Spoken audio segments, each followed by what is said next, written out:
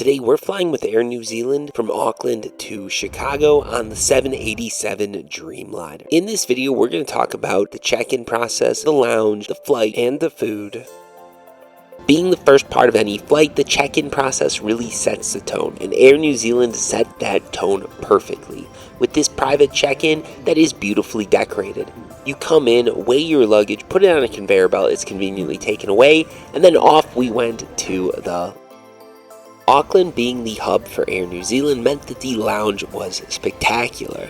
It was large, it had multiple bars, multiple places to get food, it had a nice quiet room with a theater going, showers, and it even had a kids room, which was perfect for us. So we decided to set up shop in the kids room, and then it was time to check out the food. Right off the bat, there wasn't too much food available because we were sort of in between meals. There was some tapas, some mezes, some drinks, coffee, but that was about it. Knowing this was the case, I decided to settle in with a local New Zealand brew and wait until dinner was served. And boy, was I not disappointed. While waiting for dinner, I did check out the view, and I've got to say, their bar was perfectly positioned. Being right next to the window, you could sit back, enjoy a custom-made cocktail, and take in that view. Also, the cocktail list was fairly impressive. There's a really good amount of cocktails here, and there's something for everybody. After finishing a beer, it was time to actually enjoy the dinner service. There were potatoes, there were vegetables, there was a fresh cooked salmon, there was bread, soup, bananas. The food was absolutely delectable. I loved every last bit of it, and honestly, I filled up here because this food definitely beats what you're going to be getting on the plane. So yeah, the Air New Zealand Lounge, definitely rated highly, definitely recommend it, and I would definitely say it is worth a visit and a couple of hours.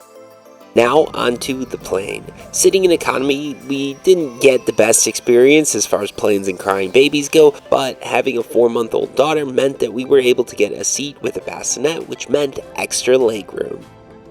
The plane itself was fairly new, it felt fairly fresh, and the nice purple lighting did give it a little bit of a different feel. But with that, it was time to take off and enjoy some movies while we waited for the food to be served. With our daughter asleep, it was now time to enjoy the meal. And this is a meal that we got to enjoy.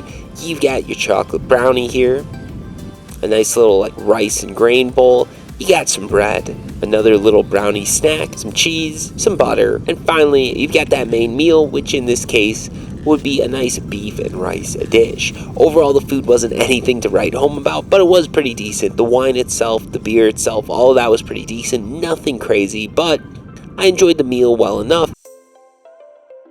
When it comes to the snacks, things were not as good. We got an egg sandwich with sausage in it. It really wasn't that great. It tasted pretty lackluster, and honestly, even if you're starving, I'd recommend avoiding it. After another sleep, it was time for breakfast, and we were almost to Chicago. Breakfast itself was some lackluster coffee, a little bit of a sausage roll type thing, which wasn't too bad actually. I've got to say I sort of enjoyed it. Oatmeal, that was pretty good.